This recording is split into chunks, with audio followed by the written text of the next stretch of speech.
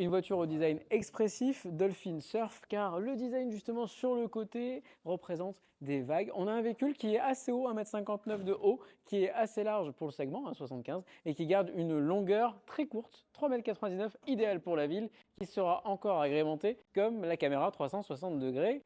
Vous aurez des équipements encore plus rares pour la catégorie, comme la clé digitale. Et l'application mobile fera le reste. Capacité de rechargement 85 kW, 11 en courant alternatif, offrant 320 km d'autonomie, mais surtout 507 en ville. BYD Dolphin Surf et non pas Seagull comme pour le reste du monde. La raison est toute simple. Il y avait visiblement un problème de traduction dans certaines langues qui ont fait que le mot surf a été choisi plutôt que Seagull.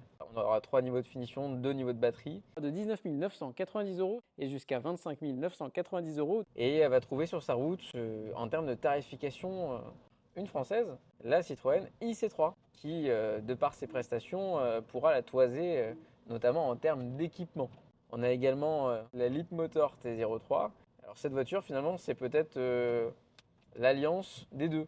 Le côté chinois pour le côté économique est full équipé, le côté européen, et on le ressent bien dans l'amortissement, le développement qui a été clairement choisi pour aller satisfaire les Européens et les urbains.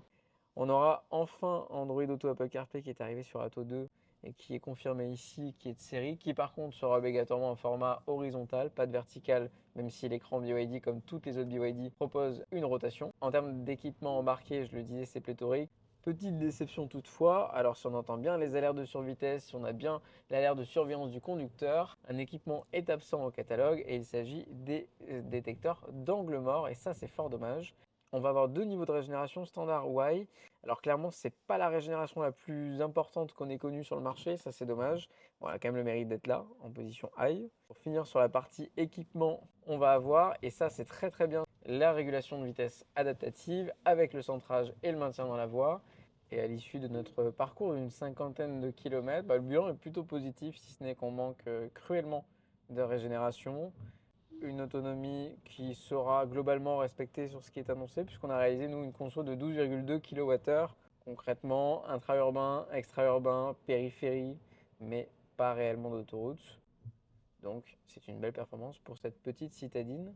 Cette BYD a tout d'une grande, tout pour investir massivement les centres urbains européens, les agglomérations, et donc en faire un game changer sur le marché français.